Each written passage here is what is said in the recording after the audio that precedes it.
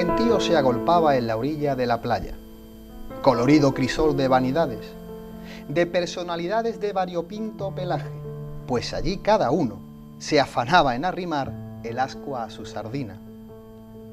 Y aquel trajín, constante y cotidiano, era el trasiego diario de entrada y salida de mercancías, de tratos, de convenios y acuerdos, venidos de aquí, llegados de acullá, con un telón de fondo plagado de palos de mesana, de mayores y trinquetes. Y como ropa tendía a la galerna de poniente, como trapos de matrona aireándose al sol, el velamen henchido al viento remataba la pintoresca estampa de aquella Sanlúcar marinera, de aquella Sanlúcar conquistadora. Y en la arena frangotes de diversa índole, retales de estopillas y bretañas del reino y del extranjero, cambrais y calamacos de Dios sabe dónde, compartían espacio con colonias de seda de colores brillantes y esmerados tafetanes, porque aquella mercadería era el sustento de fidalgos y duques, de mercaderes y comerciantes indianos, que se afanaban en enriquecerse más pronto que tarde.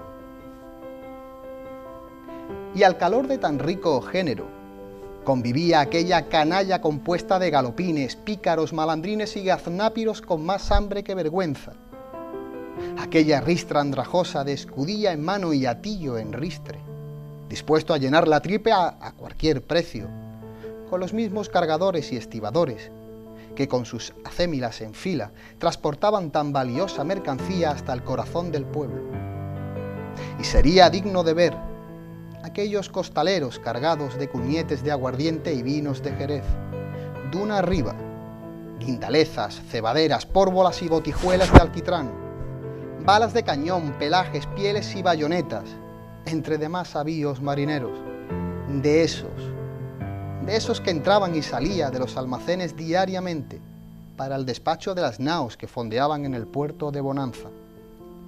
Y aquella vida, entre salvas de cañón, entre pertrechos y acondicionamientos, entre campanas de esas que llaman a misa y baluartes defensivos, se forjó nuestra historia como ciudad universal.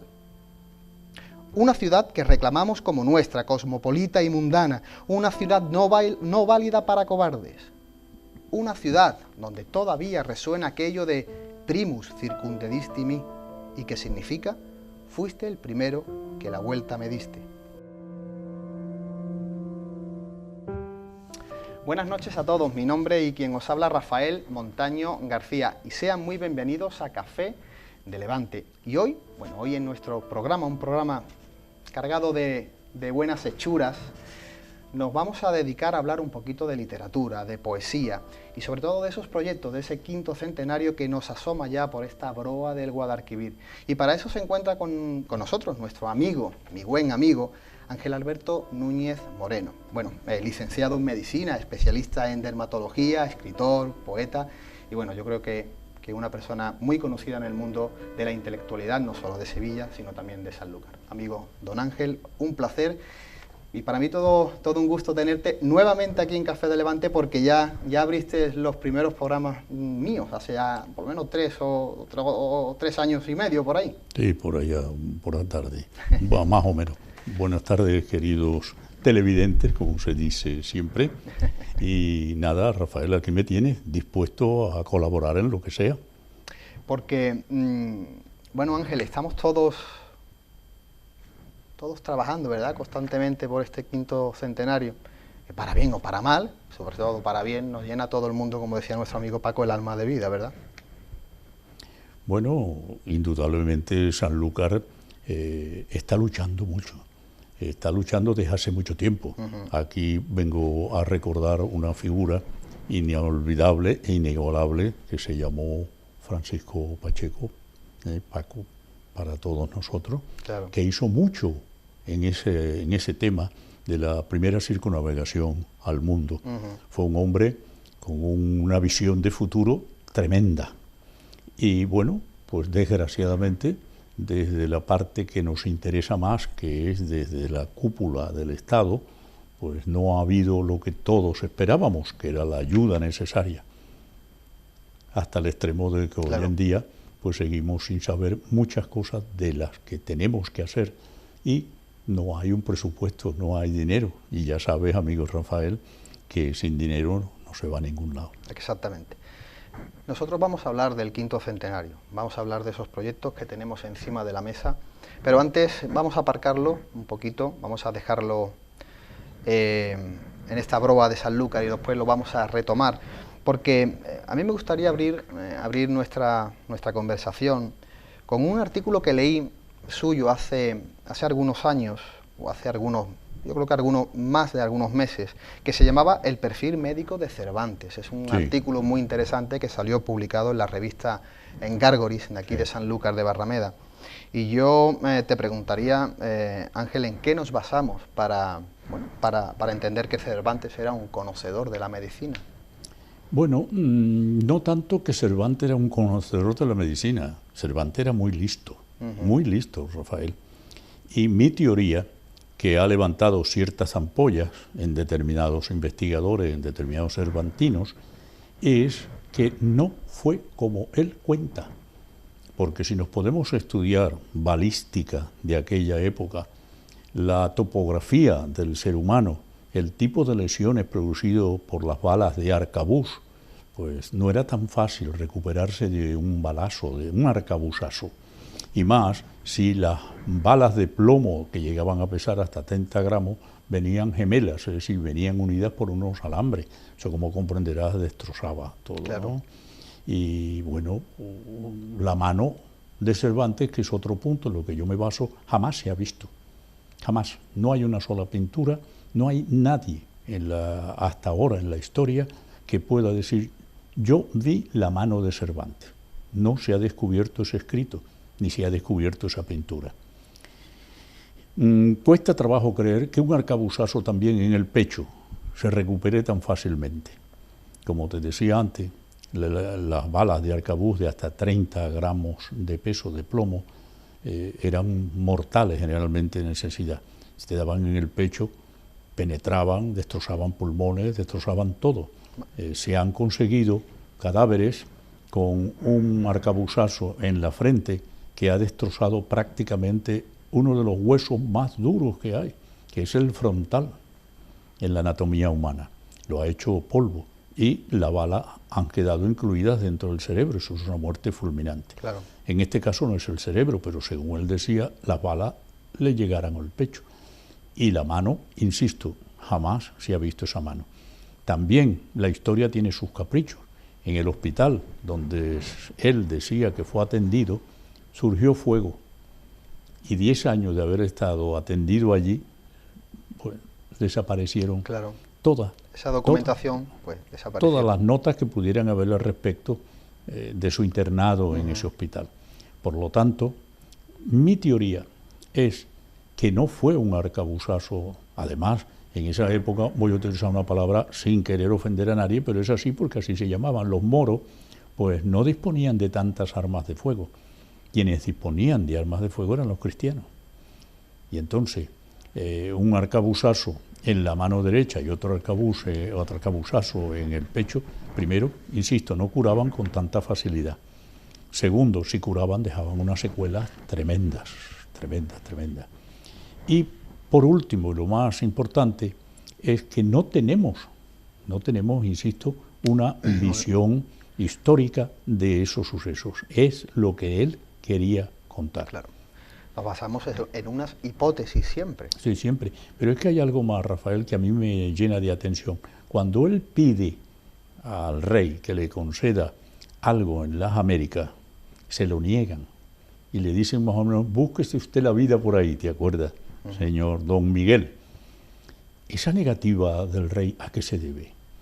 A que sabían en las altas esferas que era mentira lo de su mano, o que tenía ese cuarterón o quinta parte de sangre judía.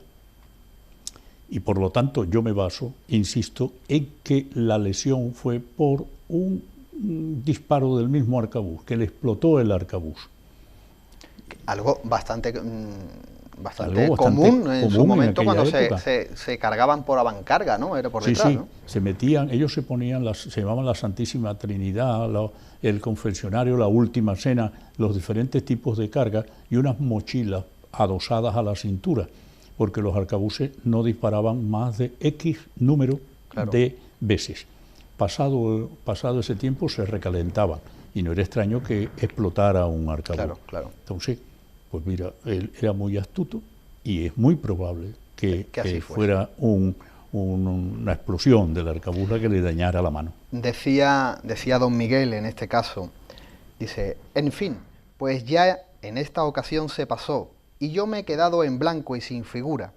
Será forzoso valerme por mi pico, que, aunque tartamudo, no lo será para decir verdades que, dichas por seña, suelen ser entendidas.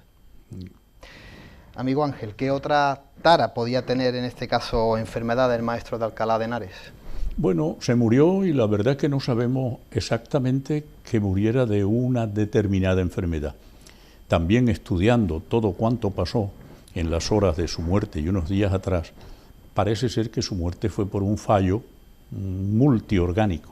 Es decir, él venía arrastrando una serie de patologías, una serie de enfermedades que llegaron en aquel momento. La medicina, como comprenderá, no estaba como hoy, ¿no? Claro. Hoy yo soy médico, a mí se me ha muerto poca gente porque en la dermatología se muere poca gente. Para decirte, a mí sí me han muerto de mi especialidad creo que 2 o 3 personas y ya hoy en día no se mueren, porque es que en aquella época que se me murieron pues no teníamos el tipo de cortisona que usamos hoy en día y se salvan. E incluso diabéticos con enfermedades graves, mortales de la piel, como puede ser una que se llama el pénfigo. Pénfigo es que salen unas ampollas por todo el organismo, desde la boca hasta el ano. Y eso, pues, lógicamente, hasta hace unos 30 y tantos años era difícil de controlar porque en el momento que usábamos las altas dosis de corticoides, entonces lo matábamos nosotros. Claro. Pero hoy hay unas moléculas, unos medicamentos, los corticoides ya con menos efectos secundarios, y hoy en día la atención hospitalaria también, que se muera hoy en día una persona de pénfigo. Yo no digo que no se muera ni que sea un milagro que no se muera, sino que es muy difícil que se muera. Cuando don Miguel no. Para mí y para muchos investigadores se trató de un fallo multifuncional orgánico. Le falló el corazón, le fallaron los riñones, le falló el hígado y no tenía salvación. También, bueno, Ángel, que en ese siglo de oro español, un siglo de oro donde los viajes se hacían a cualquier parte del mundo y las batallas se hacían en cualquier parte del mundo, ¿no? Entonces era fácil contraer enfermedades no conocidas en la nación que venían de Europa, venían de la zona asiática o venían en este caso de las Américas.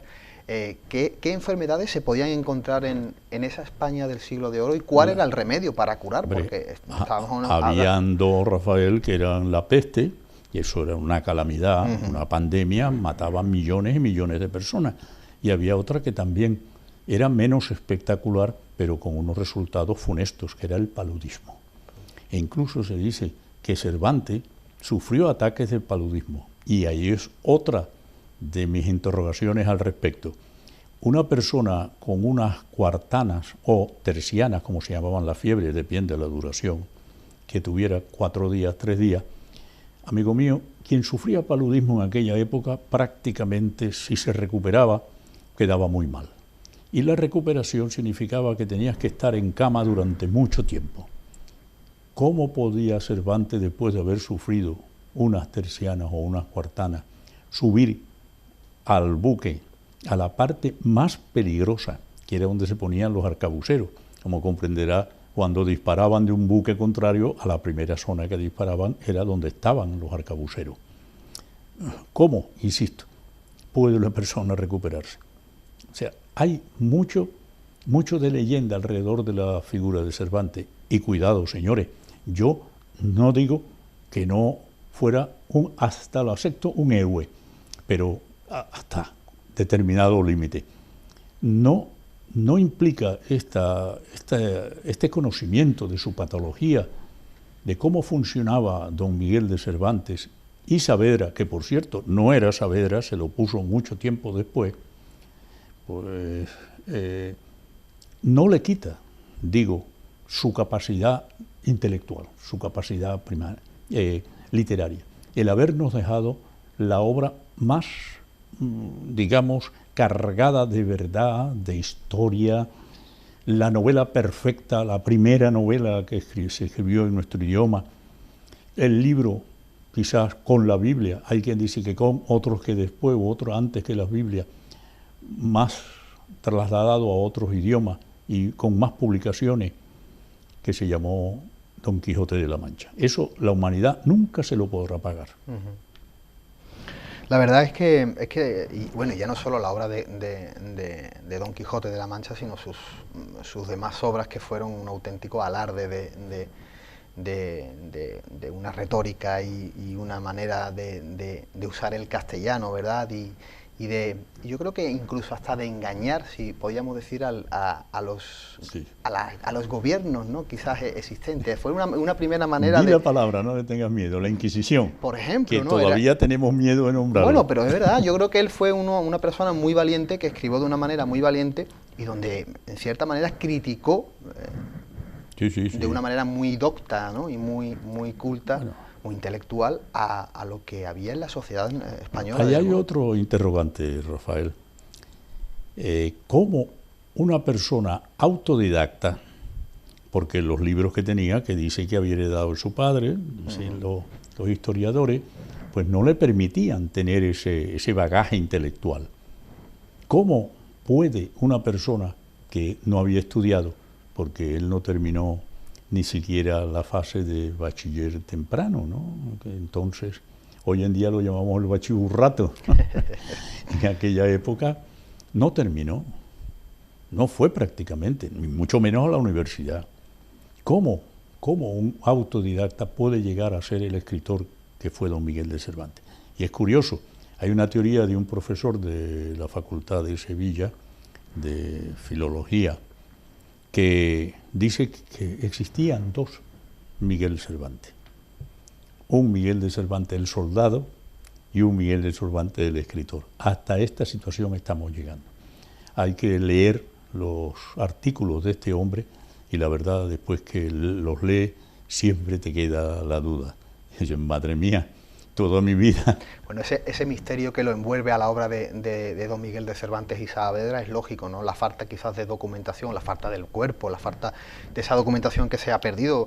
Y entonces estamos hilando, estamos intentando reconstruir un puzzle que es complicado, pero no estarás conmigo que mantiene un romanticismo y mantiene un hálito de misterio que es magnífico para todo que se acerque a la obra de Cervantes. Sí. Hay una frase que puede ser que esté copiada de una propaganda de la televisión muy conocida, y es que no hay quien pueda con él. Hagamos lo que hagamos, don Miguel de Cervantes y Saavedra está allí, presente siempre, con las dudas que tengamos, que al fin y al cabo es como cuando, no voy a decir como la envidia sana, porque envidia sana no puede existir, pero la duda sana sí existe, es decir, la duda, ya lo decía aquel filósofo, ¿no? Pienso, luego existo, ¿no? Si pienso, dudo.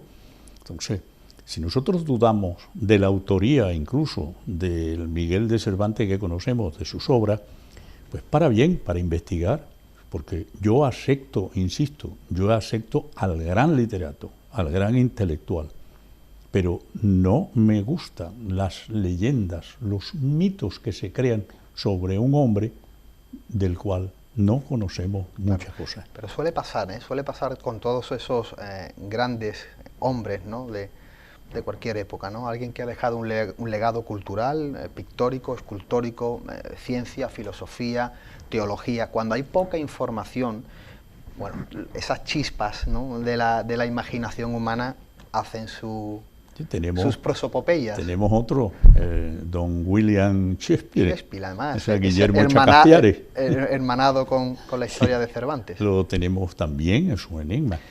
Mira, Ángel, qué verdad es que todo el que se acerca al mundo de la literatura, que se enamora de los libros, ¿no?, de la manera de expresarse, de la manera de contar las cosas, y cómo te puede hacer cambiar incluso la percepción, ya no solo de un libro, de un autor, sino de tu propia vida, y no un libro ni un autor, sino un párrafo, una hoja, una cuartilla, incluso una frase bien hilada.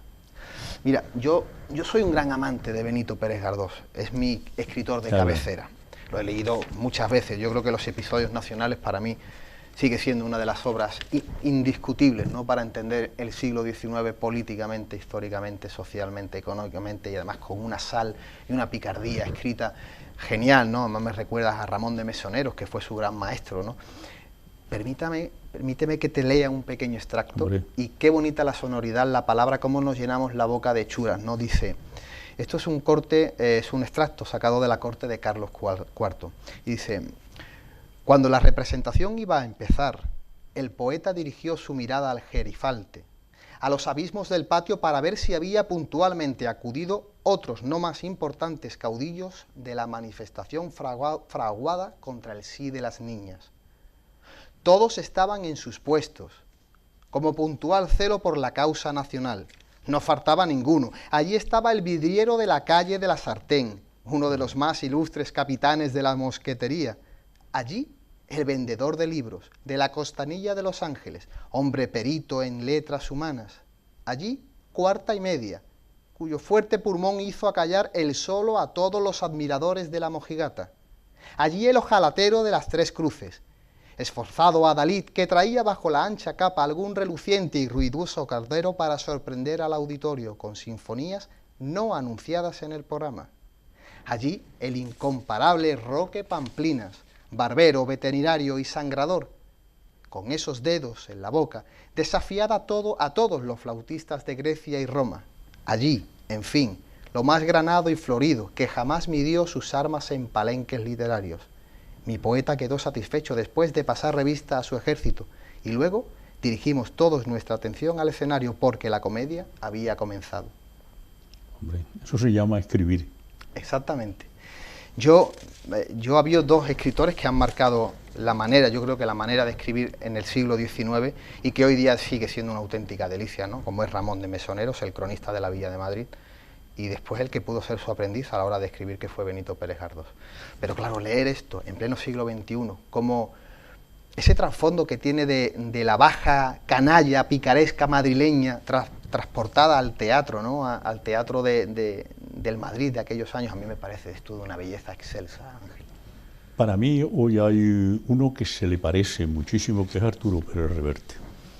Las descripciones que hace Arturo Pérez Reverte, esa manera de definir los personajes con 2 o 3 líneas nada más, y que el lector, al captar lo que quiere decir el autor, queda total y completamente satisfecho.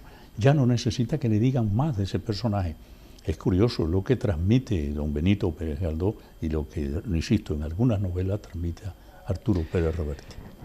Hubo una época en la literatura, en las novelas contemporáneas que se estaban publicando, que parecía que había una ramificación de autores españoles que empezaban a no querer utilizar la descripción, porque creía que era algo anticuado, anclado en el pasado, anclado en literaturas antiguas, y empezaron a hacer novelas donde la descripción era una somera pincelada. Sí. Y realmente yo creo que a mí particularmente sería incapaz de leer ese tipo de novelas. En su momento estuve leyendo algo y digo, aquí falta algo, claro, falta este tipo de literatura. Bueno, eso fue una moda, como tantas una moda, cosas, más que, por cierto, pero yo creo se que quedó allí, en una moda muy cortita, como la minifalda. La minifalda pues tiene sus reminiscencias todavía, pero fue un boom. Aquello, pues la minifalda fue, tú estabas muy chico en esa época, creo yo. La minifalda fue terrible, aquel momento, lo que significó. Bueno, pues hoy en día salen las chicas con unos pantalones cortitos, prácticamente donde la anatomía pierde, como decía aquel autor famoso, su nombre decente. Su castizo nombre, ¿no? Y en el borde mismo de las nalgas, allí salen, y no pasa nada. Ni los hombres ni volteamos a mirarla. ¿Por qué? Porque no hemos acostumbrado. Con esa literatura, con escasa descripción, pasó lo mismo. Se dejó de adquirir, se dejó de comprar. Y los autores tuvieron que volver a hacer esa mezcla importantísima, que la novela no puede sobrevivir si no tiene la descripción cuando hace falta y la narración cuando también hace falta, porque indudablemente no puedes poner, y es lo mismo que el diálogo, no puedes poner a hablar dos personajes sin que previamente se sepa, o a través del mismo diálogo sepamos de qué pie cogea cada uno, cómo es cada uno. Entonces, claro, la descripción, el diálogo mezclados más la narración son las que van a hacer que una novela sea agradable de leer y entendible, que es muy importante. Y sobre todo cuando se utiliza ese, para mí particularmente, cuando utilizan ese modo decimonónico, dieciochesco, ¿no? de hablar, ¿no? de un personaje, es cuando le dan verdaderamente, le ponen toda la sala al personaje y por supuesto se hace con todas las reglas del arte. Para mí, yo creo que la descripción tiene que ser algo que le da una potencia enorme a cualquier libro. Sí. Yo me acuerdo que cuando chico leía las novelas de don Rómulo Gallegos, el autor de Doña Bárbara, esa tan conocida, no como obra literaria, sino como telenovela y como película. Y me acuerdo que el viento, la primera frase de Doña Bárbara es: el viento peinaba los pajonales. Fíjate qué frase descriptiva, eso no se le puede olvidar al que la lea. ¿Te imaginas cuando el autor dice eso? ¿Te imaginas cómo se dobla los pajonales, cómo se doblan? Porque el viento es un peine, se va metiendo entre ellos. Eso no se puede olvidar nunca. La descripción tiene que permanecer. Claro. Pues, amigo Ángel, nosotros pasamos unos momentos a publicidad y seguimos hablando de esto, que es lo nuestro. Hombre, me parece que la publicidad también es necesaria. Es necesaria. Amigos de Café de Levante, nosotros volvemos en unos minutos.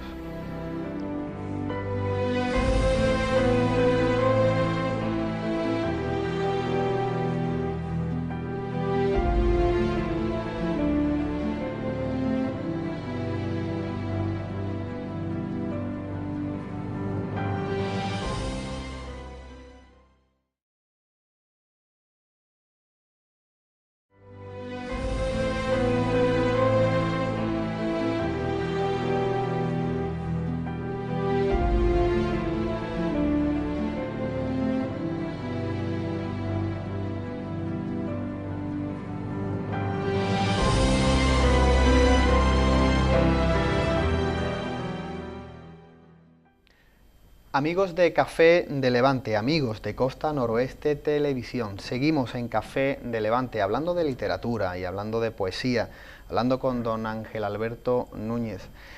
Ángel, nos hemos quedado, antes de pasar a los anuncios publicitarios, de esa manera de hacer literatura, ¿no? De esa manera de entender la novela, bueno, en este caso de las descripciones y de las narraciones. Yo tengo de mi biblioteca que me he traído esta pequeña joya, ¿no? de los años 40 del siglo XIX, que es el manual de literatura de don Antonio Gil de Zárate, de 1843, precisamente habla de lo que estamos haciendo. Yo no lo he terminado de leer, lo he comenzado y lo he ojeado, es una auténtica maravilla para entender el lenguaje y para entender la novela del XIX. Qué importante era acercarse a estos libros para conocer el lenguaje y para formarte como escritor. Yo te pregunto, en pleno siglo XXI, ¿cuáles son los pilares que debe de tener cualquier escritor? En el siglo XXI. En este siglo XXI. Mira. De las nuevas tecnologías y del copia y pega. Es una pregunta que tiene, como diría mi nieto, mucha enjundia, ¿no? Enjundia. Pero te voy a contestar con separando tres puntos. El primero, los escritores no nacen escritores. Pueden tener, como el músico, cierta capacidad cognitiva, ¿no? Aptitud, pero el escritor se hace desde la primaria. Hoy, desgraciadamente, seguimos con esa actitud tan, para mí, equivocada. Cuando alguien termina el bachillerato, le dices, oye, ¿has leído El Quijote? Dice, no, hombre, yo soy de ciencia. Y vas al de letras y le dice, oye, ¿te importa hacerme estas cuentas un momento que estoy ocupado, estas multiplicaciones? Dice, yo de multiplicaciones nada, vamos a coger la calculadora o el móvil, porque yo soy de letras. Eso se tiene que acabar. Desgraciadamente, los pensum de estudio están así, pero tarde o temprano habrá que recapacitar sobre esa formación bajo mi prisma equivocada. Estoy totalmente de acuerdo. Si quitas retórica, quitas oratoria, quitas filosofía, quitas el latín, verdaderamente estás quitando los pilares de la comunicación, estás quitando los pilares de la Grecia antigua, de la ciencia de las letras. Eso evidentemente es una carencia. Entonces, punto número 1. Desde pequeño, un ser humano debe saber que ciencias y letras forman un binomio inseparable. Curiosamente, si nos ponemos a buscar en la historia y la literatura, muchos de los grandes autores pues han sido médicos, y más apegados a la ciencia que un médico. Bueno, yo no digo que un físico no lo sea, pero hay físicos también magníficos escritores. Claro. Y viceversa. Hay muchos filósofos que han dado a luz descubrimientos importantísimos, base para que después los científicos actúen y marquen un progreso de la humanidad. La segunda cuestión es, como decía, que el escritor no nace, se va haciendo sus conocimientos, sus estudios, su formación, primero en las aulas de primaria, secundaria y universitaria, y después, para escribir, tiene que volcar esos conocimientos. Un escritor que no sepa hoy en día, que no domine la ortotipografía, lo que antiguamente llamamos gramática, y la seguimos llamando, un escritor que no sepa trasladar sus vivencias, su autobiografía, con la debida decencia gramatical, y un escritor que no sepa llevar su inspiración, que también es importante, es decir, ese triángulo que lo forma estudios, inspiración y las vivencias, la biografía. El escritor que no sepa unir esos tres ángulos en un solo triángulo, amigo mío, está perdido. Está perdido porque nunca llegará a ser ese escritor triunfante. Allí habemos muchos, yo entre ellos. Quizás es que mi parte autobiográfica no la he sabido volcar para llegar al gran público. Quizás puede ser que no he cogido temas que sean interesantes para el gran público, pero como un servidor hay mucho, Rafael. Y la tercera cuestión, indudablemente, es las corrientes del momento. Cuando me dice el siglo XXI está haciendo vivir ahora mismo una serie de novelas, la poesía, que quedaron un poco aparcadas o eran desconocidas. Por ejemplo, la novela distópica. La novela distópica, pues en el siglo pasado prácticamente no existía. Hoy existe. La novela llamada histórica, porque cuando es buena novela histórica, el autor no pone lo que él piensa que debió ser o debe ser. No puede hacerlo, sino que debe ceñirse a lo que marca la historia. Es una recreación de la historia con personajes ficticios. Sí, y, claro. Por ejemplo, lo que hacía Benito Pérez Gardós con sus ahí está el éxito de Benito episodios Pérez nacionales. Bueno, vamos a hablar de Trafalgar, vamos a hablar del 2 de mayo, Bailén, Cádiz, Gerona, etcétera, etcétera, con historias reales, o sea, vivencias históricas reales con personajes ficticios, con historias ficticias a su alrededor. Sí. Pero que si las estudias verán que ese personaje, aunque sea ficticio, viste, habla y actúa como se vestía. Una simbiosis perfecta con la y a eso es lo que me estoy refiriendo. Claro. Si no lo sabes hacer, no lograrás eso. Esa tercera cuestión es importantísima. ¿Y qué quiere que te diga? Por último, el sistema que hay hoy en día de publicación, que es curioso, pero la odiada por muchos señores que yo los llamo caníbales de la literatura, porque se atreven a opinar sobre los demás, se consideran expertos. Yo digo, bueno, ¿y a este señor quién le ha dado el título de experto? Se atreve a opinar y decir, la poesía de fulano, poesía popular, eso no vale un duro. Oiga, ¿desde cuándo la poesía popular no vale? Si popular fue Lorca, popular fue Miguel Hernández. Bueno, popular es el siglo del romanticismo y el siglo del costumbrismo. O sea, el mismo Becker. O sea, que la poesía popular tiene un valor, hay que dárselo. Lo que no hay, amigo mío, es esa separación que quieren plantearnos, sino la realidad. Hay buena poesía y mala poesía. Claro. Hay buena literatura y mala literatura. Y por último, para cerrar esta pregunta, te diré que libros como este pues son verdaderas joyas y que, como tú bien dices, nos pueden poner en contacto con lo que se escribía, cómo se escribía en estos años. Y te digo, es muy diferente a lo que se escribe hoy. Totalmente de acuerdo. Es más, yo es algo que he comentado aquí con algunos de mis amigos e invitados. Cuando tú te llevas un largo tiempo leyendo una literatura que está anclada en una época diferente, en este caso el siglo XIX, con una manera de expresarse, una manera de hablar, siglo XVIII o XIX, cuando cambias a cualquier novela actual, te falta algo. A mí yo lo siento. Empiezo a leer la novela y por muy buena que sea, siempre me falta algo. ¿Y sabes lo que me falta? La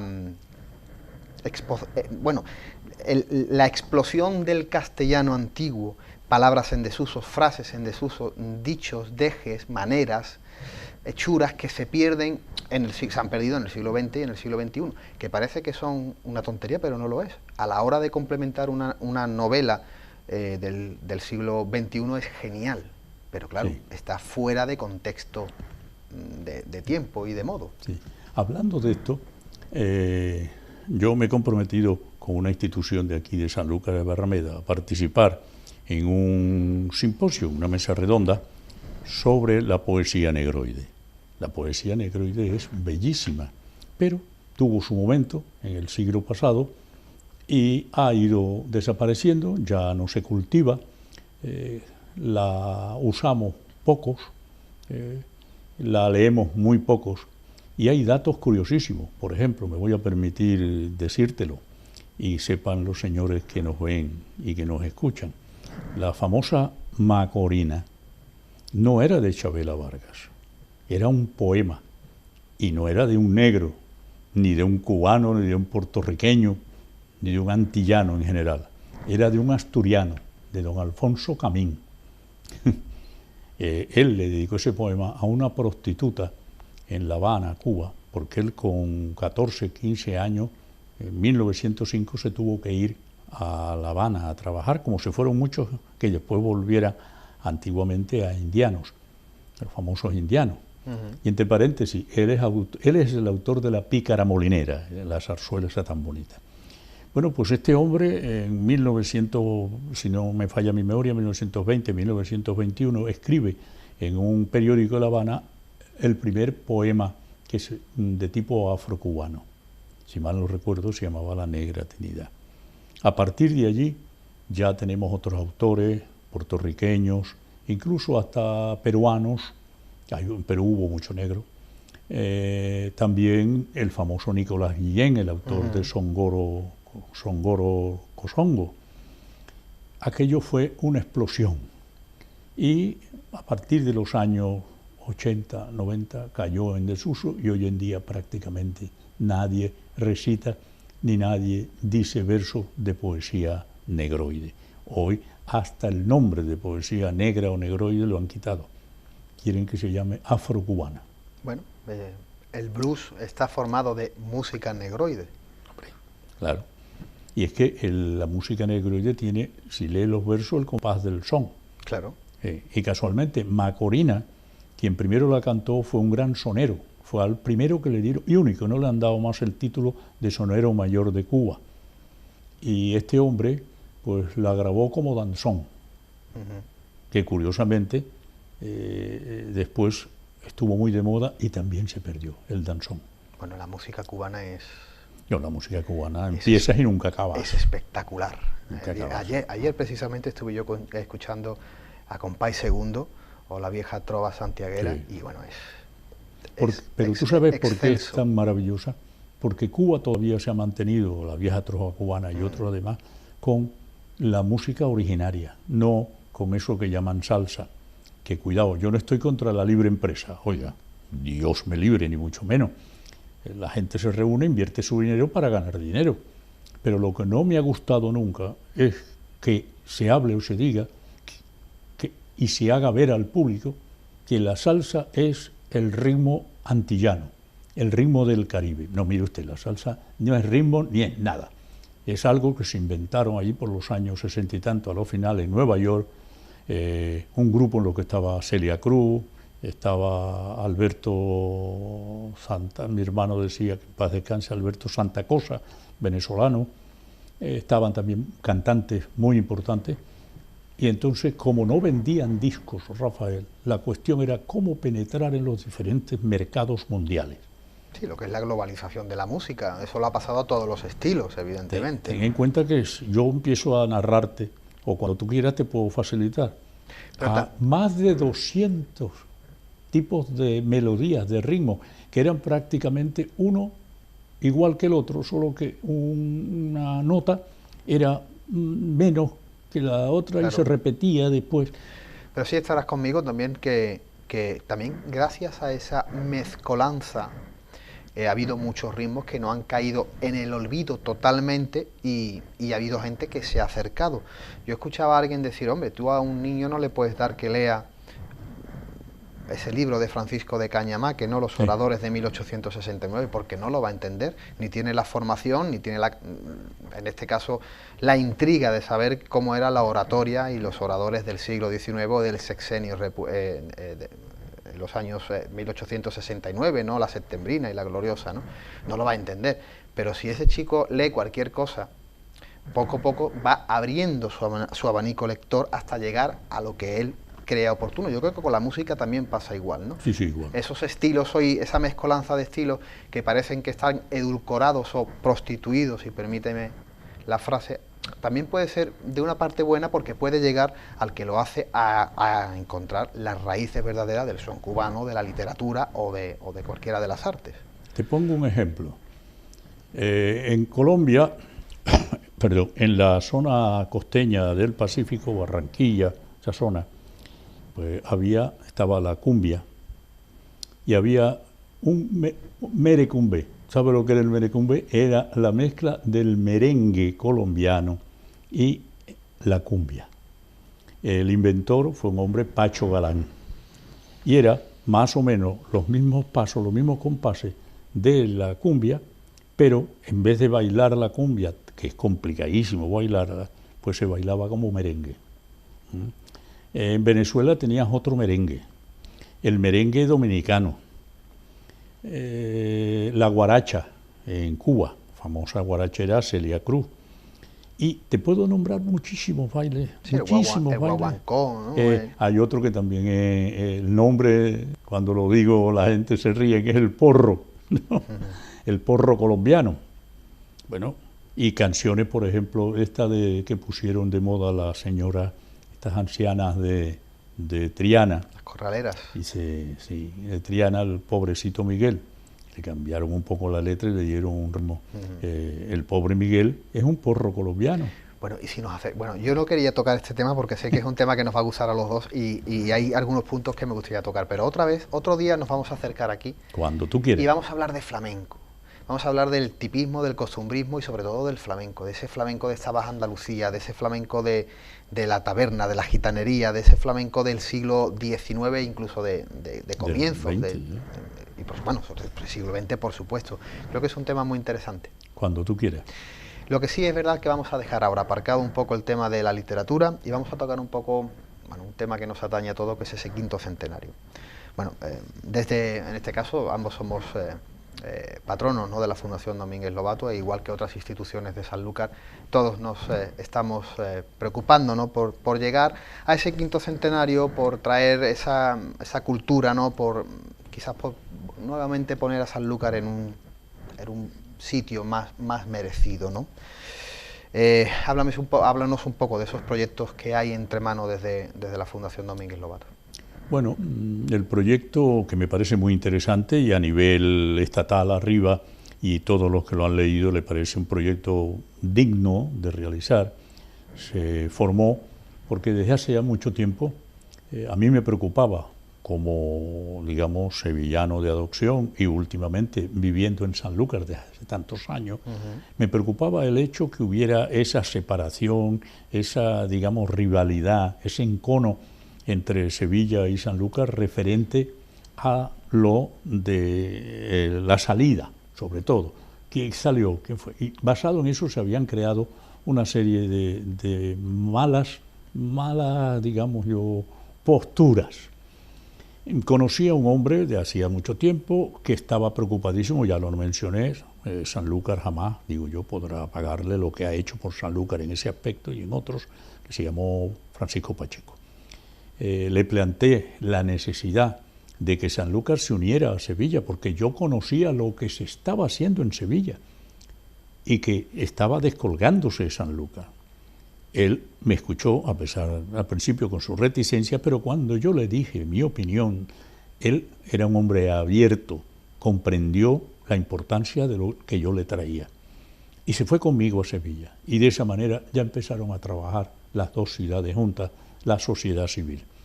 Luego llegó un momento que, como todo y es lógico, pues cayó en manos de los políticos. Se organizó un comité, digamos, autonómico formado por las diputaciones de Cádiz y de Sevilla, los ayuntamientos de Sanlúcar y Sevilla, una serie de instituciones, entre las cuales estaba yo como representante del Ateneo de Sevilla. Y, pues mira, eso ha estado funcionando hasta que llegó un momento en el cual había que presentar unos proyectos. Cuando tuvimos que presentar los proyectos, yo me acordé que aquí en Sanlúcar de Barrameda, la Fundación Domínguez Lobato tenía unos proyectos que a mí me habían gustado muchísimo. Unos proyectos que te había escuchado a ti hablar sobre los sellos de correo, hablar a Eduardo, y no dudé un solo momento. Y dije, bueno, esta es la nuestra.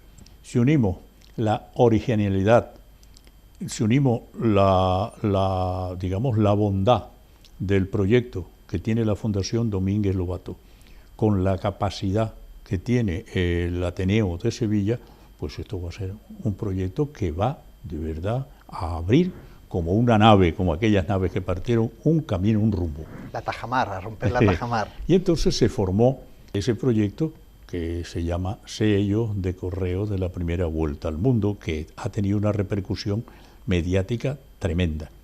Y se han hecho 4 conferencias en el Ateneo y una quinta es la última que se ve allí, que se va a repetir aquí en Sanlúcar por mediación del Ateneo, al que le presentamos ya el proyecto y estamos de acuerdo. Cuestión de fijar fecha y momento. Una cosa es la fecha y otra cosa es el momento. Y bueno, eso es lo que yo te puedo decir, que estamos luchando como jabatos, intentando que la gente se mueva. La verdad que ha sido muy bonito ese acercamiento al Ateneo de Sevilla, acercarse a la intelectualidad de Sevilla, en ese corazón, ¿no?, de esa Sevilla. Y bueno, trabajar evidentemente con el Ateneo es todo un privilegio, por la importancia histórica y por el peso histórico, y por supuesto porque es un proyecto que hay que llevar, nunca mejor dicho, a buen puerto. El problema, Rafael, ya lo decíamos antes, te lo decía antes de empezar el programa, que nos conseguimos ahora mismo es que no hay presupuesto. Ya eso se nos notificó. Se nos dijo que podíamos desarrollar los proyectos ofreciendo a los colaboradores hasta un 90% de bonificación de los donativos que hicieran. Y en ese acta, amigo mío, lo que a un servidor no le gusta, ese acta, porque ¿quién va a decir el acta? Porque cuando nosotros vamos a concertar con una empresa la colaboración que puedo darnos, nosotros no le podemos decir, no, le vamos a dar una bonificación que puede ser hasta de un... Claro. La empresa lo primero que nos va a decir, yo puedo dar tanto, pero ¿a cambio de qué? Y hay que contrastar. Todavía no tenemos tampoco los protocolos, los formularios, cómo se va a hacer todo, no tenemos nada. Claro. Lo único que tenemos es mucha buena voluntad y ganas de trabajar. Es cierto, yo creo que el movimiento, vuelvo a ser muy repetitivo con esto, pero me considero adalid de esto, ¿no?, en este caso, pues en el sentido de que Sanlúcar tiene un movimiento cultural como jamás ha tenido. En Huerta de estos últimos años, gracias a ese 5º centenario, tiene un movimiento cultural impresionante. Desde muchos ámbitos, desde la literatura, desde la conferencia, desde la publicación de libros, desde la historia viva, archivos, periodismo, investigación, hemeroteca. Está teniendo un balance muy, muy positivo desde el panorama cultural. Pero bueno, yo creo que hay que ser realistas, que lo has dicho tú, no hay dinero para ese proyecto y eso pues se puede quedar en un movimiento cultural muy bonito, pero poco más. Sí, pero hay una cosa en la sociedad es muy importante y aquí es verdad que yo podría parecer que me estoy tirando tierra sobre mí mismo y es que no solo de cultura vive el hombre, en estos casos el ciudadano necesita que le den algo que se quede grabado en su mente, que X fecha se inaugure algo, se haga algo que sea prácticamente inolvidable por la sociedad. Entonces yo no digo que una conferencia no sea algo bueno, es bueno porque la sociedad tiene que escuchar a través de los conferenciantes la evolución de sí misma, ¿no? La conferencia se olvida en 3 días. Pero temas como este de los sellos, en los cuales están llegando peticiones de sellos de todas partes del mundo, a la gente le interesa, pues eso es algo que ya no se va a poder repetir. Y allí es donde vamos nosotros.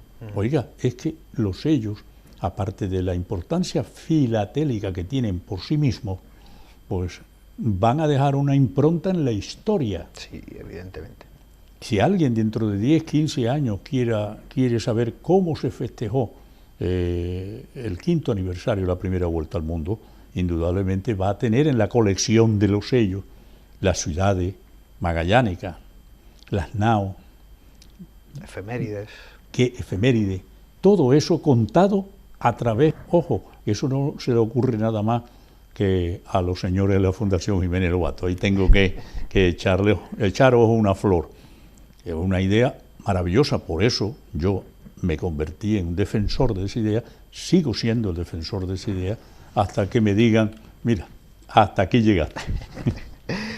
Mira, Ángel, nos quedan pocos minutos para terminar el programa. Yo traía un pequeño extracto de un libro de Francisco de Cañamaque, donde hablaba de los grandes poetas de los grandes retóricos y oradores de la política nacional, ¿no? De esos últimos 30 años, ¿no? Del siglo XIX.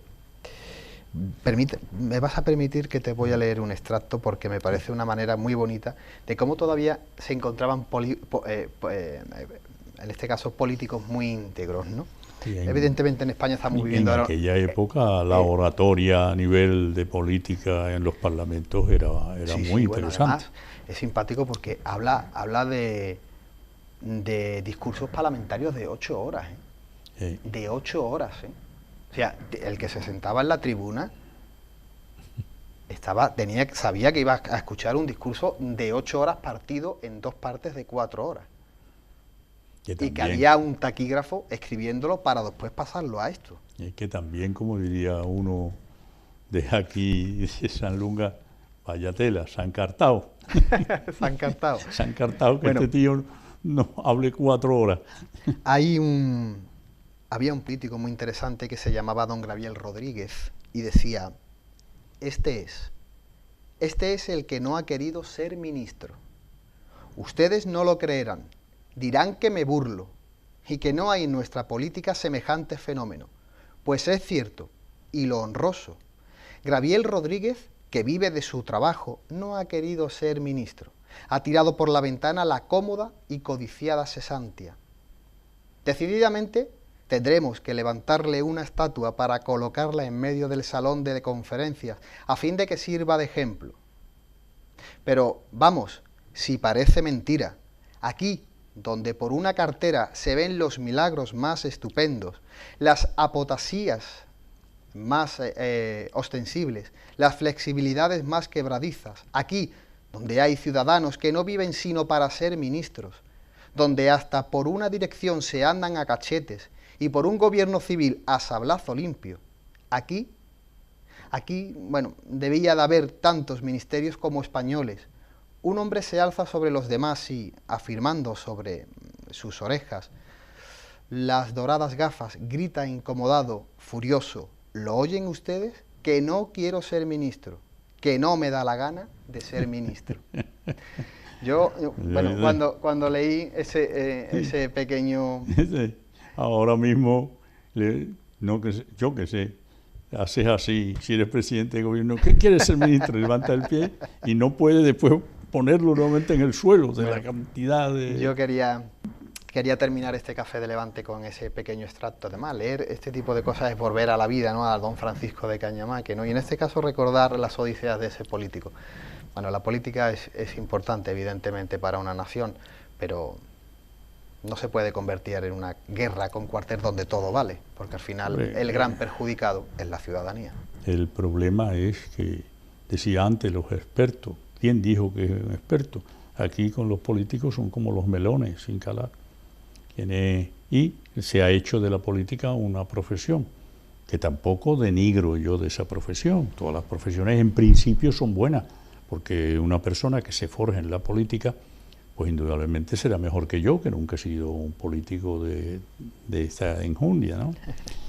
Claro, pero es que se forman dentro del partido y aprenden. Lo primero que aprenden en el partido es a ser sectarios. Claro. Y eso es inadmisible desde todo punto de vista, pues lo son. No tienen pensamiento crítico, simplemente un pensamiento, para nada. Sectario, es decir, si este señor no piensa como yo, a este ni agua, a este no le doy nada ni lo quiero ver, siquiera. Eso es lo primero, el sectarismo. Después, generalmente, esa obediencia ciega que exigen los jefes. Oiga, mire usted es todo jefe lo que usted quiera, usted estaba presidente o secretario general del partido, pero deje que opinemos los que estamos con usted, que yo no soy su enemigo. Yo soy su amigo, yo soy su colaborador, pero la vida, mi familia, mis amigos, mi entorno profesional, me está señalando una serie de equívocos, de errores que estamos cometiendo y yo se los quiero transmitir. Generalmente la respuesta del jefe, usted no sabe de nada, y sus amigos y su familia, ¿qué me van a decir a mí? No. Además, aquí el jefe soy yo. Y los intereses del partido son los intereses del partido. Ahí está, solamente los intereses. Seguimos en esta línea, pero mire usted que nos estamos equivocando. Haga usted el favor de callarse, fulano, que era jefe de tal. Pues mira, ahora como en la codorniz, ¿te acuerdas de la codorniz? Pues póngalo usted a barrer la puerta. Eso me retrotrae, si tenemos tiempo, una anécdota del dictador Juan Vicente Gómez en Venezuela.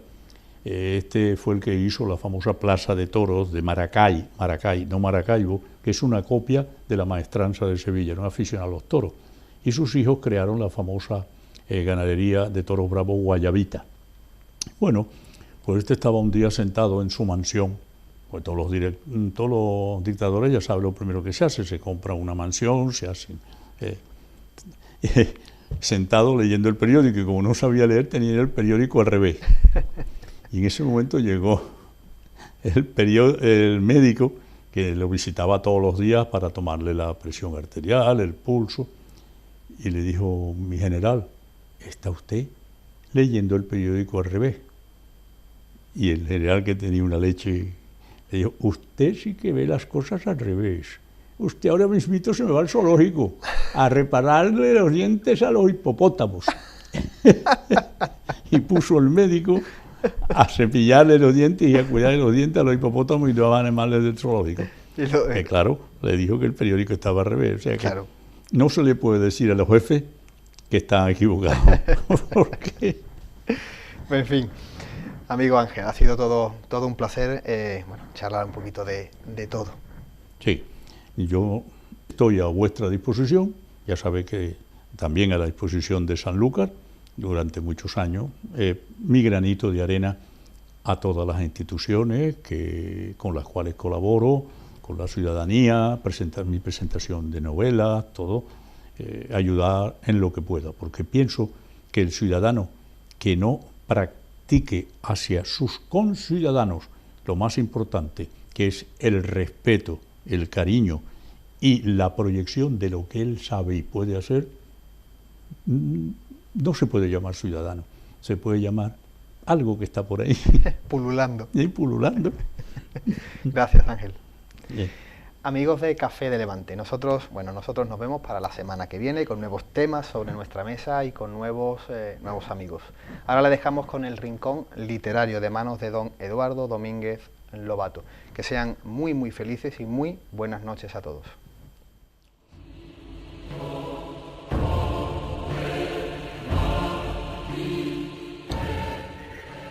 Dadme albricias, buenos señores, de que ya yo no soy Don Quijote de la Mancha, sino Alonso Quijano el bueno, a quien mis costumbres me dieron renombre de bueno. Ya soy enemigo de Amadís de Gaula y de toda la infinita caterva de su linaje. Ya me son odiosas todas las historias profanas de la andante caballería. Ya conozco mi necedad y el peligro en que me pusieron haberlas leído. Ya, por misericordia de Dios, escarmentado de cabeza propia las abomino. Cuando esto lo oyeron decir los tres, creyeron sin duda que alguna nueva locura le había tomado. Y Sansón le dijo: ahora, señor Don Quijote, que tenemos nueva, que está desencantada la señora Dulcinea, ¿sale vuestra merced con eso? Y ahora, que estamos tan a pique de ser pastores para pasar cantando la vida, como unos príncipes, ¿quiere vuestra merced hacerse ermitaño? Calle por su vida y vuelva en sí, y déjese de cuentos. Los de hasta aquí, replicó Don Quijote, que han sido verdaderos en mi daño, los ha de volver mi muerte con ayuda del cielo en mi provecho. Yo, señores, siento que me voy muriendo a toda prisa. Déjense burlas aparte y tráiganme un confesor que me confiese y un escribano que haga mi testamento, que en tales trances como este no se ha de burlar el hombre con el alma. Y así, suplico, que en tanto que el señor cura me confiese, vayan por el escribano. Mirándose unos a otros, admirados de las razones de Don Quijote, y aunque en duda le quisieron creer, y una de las señales por donde conjuraron se moría fue el haber vuelto con tanta facilidad de loco acuerdo, porque a las ya dichas razones añadió otras muchas tan bien dichas, tan cristianas, y con tanto concierto que del todo les vino a quitar la duda, y a creer que estaba cuerdo. Hizo salir la gente el cura, y quedóse solo con él, y confesóle. Acabóse la confesión y salió el cura diciendo: verdaderamente se muere, y verdaderamente está cuerdo Alonso Quijano el bueno. Bien podremos entrar para que haga su testamento. Y Don Quijote, volviéndose a Sancho, le dijo: perdóname, amigo, de la ocasión que te he hecho y te he dado de parecer loco como yo, haciéndote caer en el error en que yo he caído, de que hubo y hay caballeros andantes en el mundo. Ay, respondió Sancho llorando, no se muera vuestra merced, señor mío, sino tome mi consejo y viva muchos años, porque la mayor locura que puede hacer un hombre en esta vida es dejarse morir sin más ni más, sin que nadie le mate ni en otras manos le acaben que las de la melancolía. Mire, no sea perezoso, sino levántese de esa cama y vámonos al campo vestidos de pastores como tenemos concertado. Quizá tras de alguna mata hallaremos a la señora doña Dulcinea desencantada, que no haya más que ver. Si es que se muere de pesar de verse vencido, écheme a mí la culpa diciendo que por haber yo cinchado mal a Rocinante le derribaron. Cuanto más que vuestra merced habrá visto en sus libros de caballería ser cosa ordinaria derribarse unos caballeros a otros. Y el que es vencido hoy, ser vencedor mañana. En fin, llegó el último día de Don Quijote, después de recibidos todos los sacramentos, y después de haber abominado con muchas y eficaces razones de los libros de caballerías. Hallóse el escribano presente y dijo que nunca había leído en ningún libro de caballerías que algún caballero andante hubiera muerto en su lecho tan sosegadamente y tan cristiano como Don Quijote, el cual, entre compasiones y lágrimas de los que allí se hallaron, dio su espíritu quiero decir que se murió. Este fin tuvo el ingenioso hidalgo de la Mancha, cuyo lugar no quiso poner Cide Hamete Benengeli puntualmente por dejar que todas las villas y lugares de la Mancha contendiesen entre sí por ahijársele y tenerle por suyo. Yace aquí el hidalgo fuerte, que a tanto extremo llegó de valiente que se advierte que la muerte no triunfó de su vida con su muerte. Tuvo a todo el mundo en poco, fue el espantajo y el coco del mundo en tal coyuntura, que acreditó su ventura morir cuerdo y vivir loco.